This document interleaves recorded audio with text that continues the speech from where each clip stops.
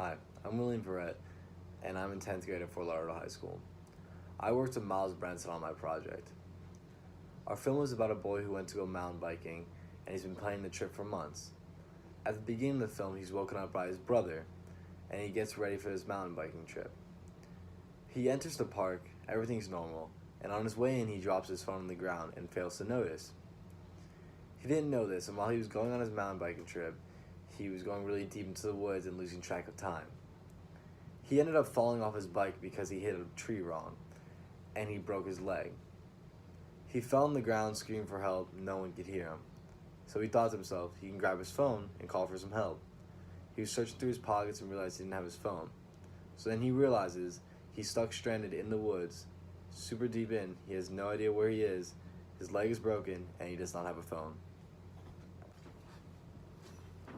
The first question I'll be answering is, how does it challenge conventions or represent social groups? Our movie Lost is a part of the horror genre. We put eerie and suspenseful music in the background to help create this effect of horror, or the classic horror movie like music. We represent the past of modern day society. In the film, we use phones and vehicles as props. I just think in our film, it shows how our modern society relies too much on cell phones and other things to get by in life.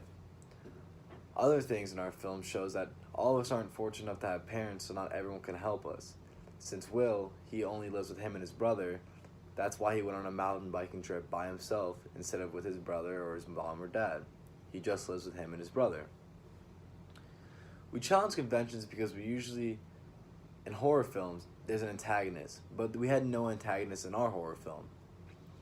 Also in horror films, there's usually a weapon of some sort to hurt the protagonist or antagonist, but we have no weapons of any kind. There's also violence in horror films. We have no violence in our horror/suspense film, and that's usually a staple in all horror films, violence. I feel that since we don't use the most common horror movie conventions, it makes our film interesting to watch, keeps the viewer intrigued, and it makes it unique. The second question I'll be answering is, how did it engage with the audiences and how would it be distributed to the public? The audience would be very interested in the different types of camera angles we used in a very short amount of time, which was 2 minutes.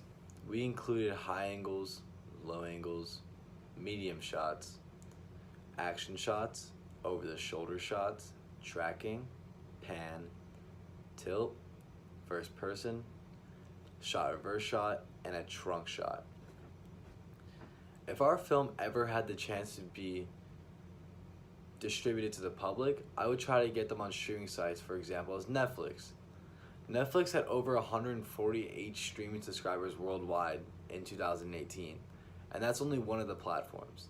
So that just means if our film only got on Netflix, we had a chance of 148 million people watching it.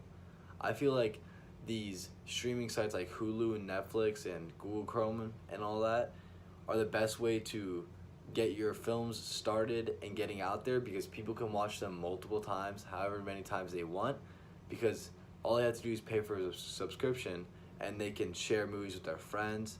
A lot of people, and the 148 people who subscribed usually have a family plan, so it's 4 or 5 people in each thing.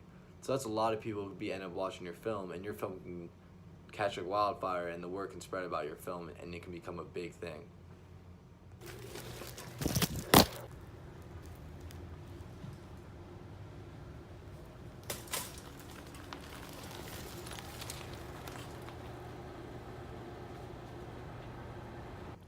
The third question I'll be answering is, how did my production skills develop? Throughout the whole year, my production skills have improved so much. At the beginning of this year, I thought this class would be extremely easy because I didn't understand the things that went into filming movies. I learned so much vocabulary and so many of the shots and angles that have to do with filming. Also at the beginning of the year, I had no idea how to edit videos. At first, started editing videos in class with the program the school gave us. This program was extremely old and out of date, but it did teach me the basics to editing, which was a really good start, like how to add music, how to add effects, and how to add clips together. But the downside to this program was that sometimes when we would do this, it would crash. Or even better, when we were done with making the film, the whole thing would crash and we had to restart again. Our film editing really took off when we started using this application called iMovie. I have iMovie on my own personal laptop. I didn't feel rushed when I was using iMovie because I could take my own laptop home and I wouldn't have scheduled times in class that I had to hurry up and do my project on the old outdated program and have a chance of my work getting destroyed. With iMovie, I could take my computer home, I could edit our film slowly, make sure it's good, and I wouldn't have any worries about it crashing.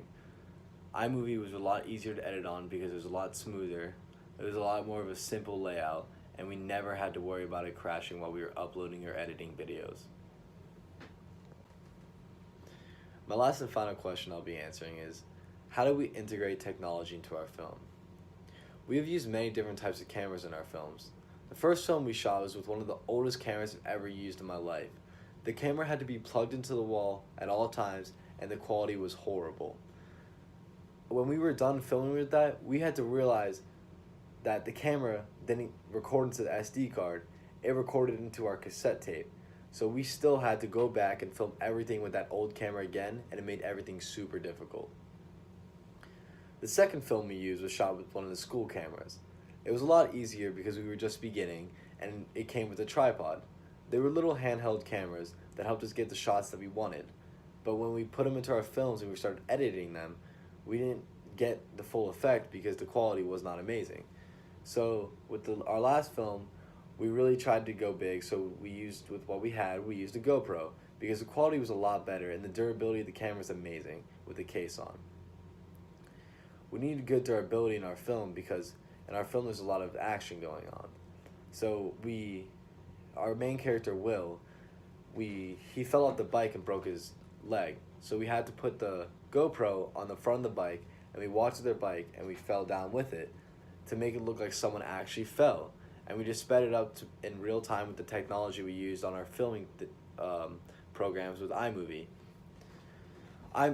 Different types of filming programs is another type of technology we used because the way we were doing it before was just impractical and there was no way it would work out because the old programs kept crashing and it was a lot easier because with iMovie we had our own time. We also used things on the internet like MP3 converters from YouTube for this project when we needed suspenseful horror music in the background, and it just added a whole nother layer to our film that I really thought brought it together. That is all my questions. Thank you for listening to my reflection video.